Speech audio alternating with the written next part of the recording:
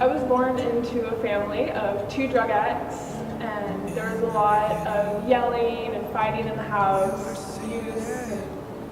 As a result, when I was a teenager, I just fell into depression. I was really suicidal, cried myself to sleep most nights, started cutting. A year into that, I turned to drugs and alcohol and smoking, really just anything to numb the pain.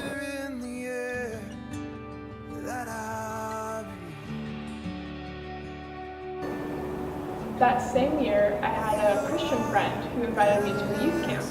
And I went and I had fun, but nothing really happened. But it did spark something in me of, is there a God or isn't there? And I started thinking about it.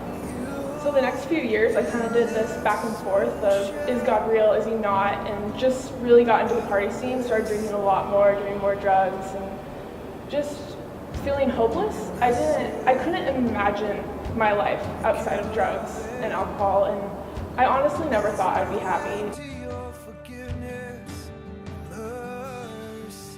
And at my third youth camp was the first time I encountered God.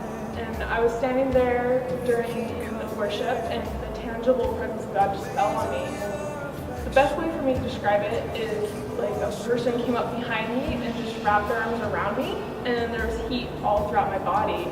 And it was an amazing experience, and I just remember thinking, oh no, he's real. Because I knew in that moment I had to change. I couldn't live this way if God's real.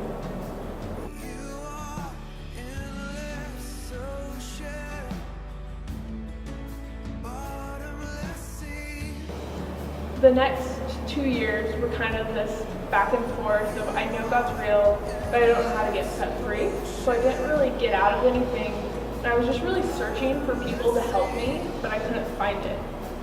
And it was my senior year that I really decided, whatever it takes, I'm going for it. I'm going to get God. And that year, I just started pulling away from my friends, and I stopped doing drugs, and I tried to stay away from the party scene. And I had a friend that told me about a ministry school here in Reading. So I came because I knew if I went to a normal college, I would fall. I couldn't do it.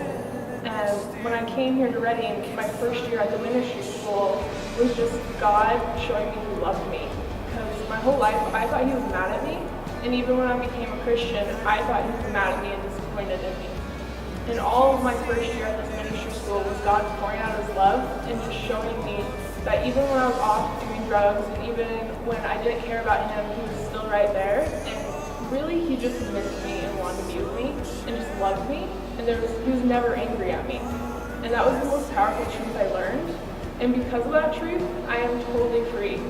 And it's that love that sets you free. And when you know God's love, there's nothing that can stop you.